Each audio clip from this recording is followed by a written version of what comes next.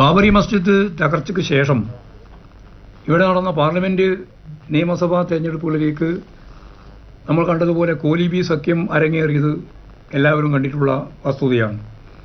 കേരളത്തിലെ നിരവധി തദ്ദേശ സ്വയംഭരണ സ്ഥാപനങ്ങളിലും ബാങ്കുകളിലും ഇത്തരത്തിലുള്ള സഖ്യങ്ങൾ ഇപ്പോഴും നിലവിലുണ്ട് എന്നതും പകൽ വെളിച്ചം പോലെ വ്യക്തമാണ്.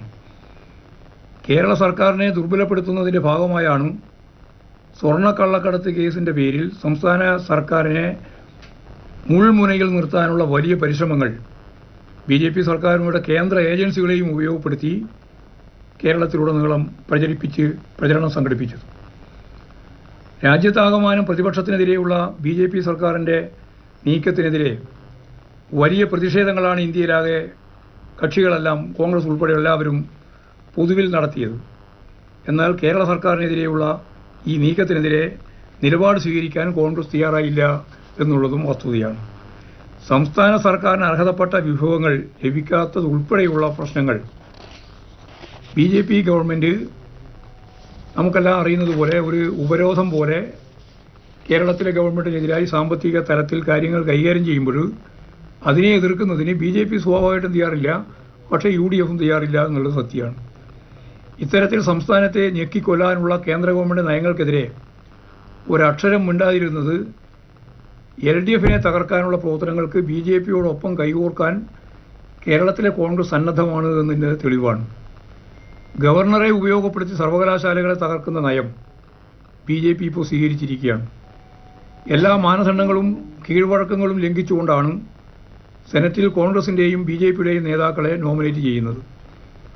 സർവകലാശാലകളിൽ ഇപ്പോൾ താൽക്കാലികമായിട്ട് വൈസ് ചാൻസലർമാരെ നിശ്ചയിക്കുന്നതും കോൺഗ്രസിൻ്റെയും BJPയുടെയും ആളുകളെയാണ്, ഒരു തരത്തിലുള്ള മെറിറ്റും നോക്കാതെ. RSSൻ്റെ ശാഖകൾക്ക് കാവൽ നിന്നു എന്ന് പറഞ്ഞത് KPCC പ്രസിഡന്റ് തന്നെയാണ്. അപ്പോൾ എല്ലാ അർത്ഥത്തിലും നമുക്കറിയുന്നതുപോലെ വർഗീയ ശക്തികളുമായിട്ട് കൂട്ടുചേർന്ന് മുമ്പോട്ടേക്ക് പോകാൻ കോൺഗ്രസിനോ അവരുമായി ചേരുന്നതിൽ BJPക്കോ യാതൊരു മാനസിക പ്രയാസവുമില്ലാത്തൊരു സംസ്ഥാനമാണ് കേരളം. CPIMൻ്റെ 218 സഖാക്കളെ രക്തസാക്ഷികളാകേണ്ടി വന്ന രക്തസാക്ഷികൾ യഥാർത്ഥത്തിൽ RSSൻ്റെ BJPയുടെ കടന്നാക്രമത്തിൻ്റെ ഭാഗമായി രക്തസാക്ഷിത്വം വരിക്കേണ്ടി വന്ന സംസ്ഥാനമാണ് കേരളം. ആ കേരളത്തിലെ BJPയുമായി ചേർന്ന് CPIM പ്രവർത്തിക്കുന്നു എന്നുള്ള പ്രചാരവേലയാണ് യഥാർത്ഥത്തിൽ സംഘടിപ്പിച്ചുകൊണ്ടിരിക്കുന്നത്. അതിലൊന്നും യാതൊരു തരത്തിലുള്ള അടിസ്ഥാനവുമില്ല എന്ന് നമുക്ക് മനസ്സിലാക്കാൻ സാധിക്കും. സുപ്രീം കോടതി തന്നെ കഴിഞ്ഞ പ്രാവശ്യം പറഞ്ഞത്, കെജ്രിവാളിന് ജാമ്യം അനുവദിച്ചപ്പോൾ പറഞ്ഞ ഒരു കാര്യം, പ്രതികളുടെ മൊഴി അടിസ്ഥാനമാക്കി മറ്റുള്ളവരെ കേസിൽ ഉൾപ്പെടുത്തിയതിൻ്റെ പോരായ്മയെ സംബന്ധിച്ചായിരുന്നു. സ്വർണം വെട്ടിച്ച പ്രതികളെ അറസ്റ്റ് ചെയ്ത ആഭ്യന്തര വകുപ്പിൻ്റെ നടപടിക്കെതിരായി അൻവാർ സംസാരിച്ചത് ഇത്തരത്തിലുള്ള പ്രതികളെ മുൻനിർത്തിയായിരുന്നു എന്ന് നമുക്ക് കാണാൻ കഴിയും. മാധ്യമങ്ങളിൽ അവരെ കൊണ്ടുവന്നിട്ട് തന്നെ പറയുന്ന സ്ഥിതി ഉണ്ടായിട്ടുണ്ട്. യഥാർത്ഥത്തിൽ പിണറായി വിജയൻ ഉപജാപക സംഘത്തിൻ്റെ കൈകളിൽ പെട്ടു എന്ന്, അത് കേരളത്തിലെ കമ്മ്യൂണിസ്റ്റ് പാർട്ടിയുടെ അവസാനത്തെ മുഖ്യമന്ത്രിയാണ് എന്നും അൻവർ ഇപ്പോൾ അവസാനം പ്രഖ്യാപിച്ചിരിക്കുകയാണ്. സ്വാഭാവികമായി ഞാൻ നേരത്തെ പറഞ്ഞതുപോലെ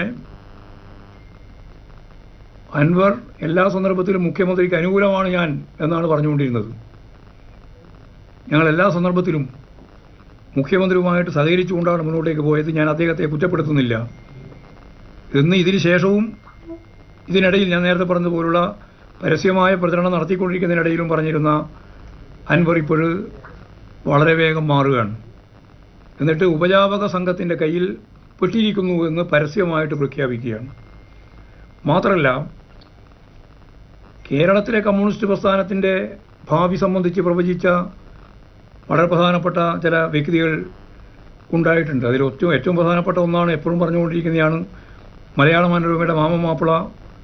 അദ്ദേഹം പറഞ്ഞത്, കമ്മ്യൂണിസ്റ്റുകാർ അധികാരത്തിൽ വന്നാൽ വിഷം കഴിച്ച് മരിക്കുകയായിരിക്കും ഇതിനേക്കാൾ ഭേദം എന്നാണ്. എന്നിട്ട് എത്രയോ പ്രാവശ്യം കമ്മ്യൂണിസ്റ്റുകാർ അധികാരത്തിൽ വന്നിട്ടുണ്ട്.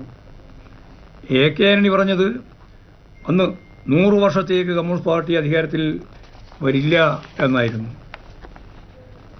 അങ്ങനെ വരില്ല എന്ന് പറഞ്ഞതിന് ശേഷവും ഒരുപാട് പ്രാവശ്യം കമ്മ്യൂണിസ്റ്റുകാർ അധികാരത്തിൽ വന്നിട്ടുണ്ട്. മാത്രമല്ല, സാധാരണയിൽ നിന്ന് വ്യത്യസ്തമായി, സാധാരണയുള്ള കാഴ്ച ഒരു ടേം UDF, ഒരു ടേം LDF, വീണ്ടും LDF, UDF അങ്ങനെയായിരുന്നു. അതിൽ നിന്ന് വ്യത്യസ്തമായി തുടർച്ചയായി കമ്മ്യൂണിസ്റ്റ് പാർട്ടിയുടെ നേതൃത്വത്തിലുള്ള ഗവൺമെൻറ്, LDF ഗവൺമെൻറ് അധികാരത്തിൽ വന്നത് ഈ കഴിഞ്ഞ പ്രാവശ്യം നടന്ന തെരഞ്ഞെടുപ്പിലായിരുന്നു എന്നുള്ളത് നമുക്ക് മനസ്സിലാക്കാൻ സാധിക്കുന്നതാണ്. ഒന്നാം പിണറായി സർക്കാരിൻ്റെ കാലത്ത് 92 സീറ്റുകളായിരുന്നു അന്ന് ലഭിച്ചിരുന്നത്. ഇപ്പോൾ 99 സീറ്റ് നേടിക്കൊണ്ടാണ് ജനങ്ങളുടെ വിധിയെഴുത്ത് ഉണ്ടായത്. അന്ന് ഈ പാർട്ടിക്കെതിരായിട്ട് സ്വർണ്ണക്കടത്തിൻ്റെ പ്രശ്നം ഉണ്ടായിരുന്നു. ഞാൻ നേരത്തെ പറഞ്ഞ കേന്ദ്ര ഏജൻസികളുടെ 5-8ഓളം കേന്ദ്ര ഏജൻസികളുടെ അന്വേഷണം ഉണ്ടായിരുന്നു. മാധ്യമങ്ങളെ ശൃംഖലയാളാകെ പാർലമെൻറ്റ് തെരഞ്ഞെടുപ്പിൻ്റെ ഭാഗമായിട്ട് ഞങ്ങൾക്ക് 123 സീറ്റിൽ ഭൂരിപക്ഷമുണ്ട് അസംബ്ലിയിലെന്ന കാഴ്ചപ്പാടോടുകൂടി അടുത്ത മുഖ്യമന്ത്രി ആരാവണം, മുഖ്യമന്ത്രി ഉൾപ്പെടെയുള്ള മന്ത്രിമാരുടെ സ്റ്റാഫ് ആരായിരിക്കണം എന്നുൾപ്പെടെയുള്ള എല്ലാ കാര്യങ്ങളും ചർച്ച ചെയ്തിരുന്ന ഘട്ടമാണ്. അപ്പോഴാണ് ജനങ്ങൾ ഈ പ്രചരണ കോലാഹലങ്ങളെയെല്ലാം അതിജീവിച്ചുകൊണ്ട് 99 സീറ്റ് നൽകി പിണറായി വിജയൻ സർക്കാരിനെ കേരളത്തിൻ്റെ ചരിത്രത്തിലാദ്യമായി തുടർച്ചയായി ഭരണം ഏൽപ്പിക്കാം എന്ന് തീരുമാനിച്ചത്. ആ ഗവൺമെൻറ്റിനെതിരായി ഒരുപാട് പ്രശ്നങ്ങൾ ഇനി ഇപ്പോഴും അതിൻ്റെ ഭാഗമായിട്ട് അവർ തീരുമാനിച്ചത് ഒരു വികസന പ്രവർത്തനവും നടത്താൻ ഇനി കേരളത്തിൽ അനുവദിക്കില്ല എന്നതാണ്. UDFൻ്റെ പ്രഖ്യാപിത നയം അതായിരുന്നു. അവർ സംഘടനാപരമായിട്ട് ചർച്ച ചെയ്ത് തീരുമാനിച്ചതാണ്. രണ്ടാം പിണറായി ഗവൺമെൻറ്റിന് പിന്തുണ നൽകുന്ന ഏതെങ്കിലും സാഹചര്യം വന്നാൽ പിന്നെ മൂന്നാമത്തെ ടേമിനെ സംബന്ധിച്ചല്ലാണ്ട് നിങ്ങൾക്ക് അതിനെപ്പറ്റി ആലോചിക്കേണ്ടതില്ല എന്ന് അവരെ ഭീഷണിപ്പെടുത്തിയിട്ടാണ് ഒരു വികസന പ്രവർത്തനത്തെയും ഞങ്ങൾ അംഗീകരിക്കില്ല എന്ന പരസ്യമായ നിലപാട് കോൺഗ്രസ് എടുത്തിട്ടുള്ളത്.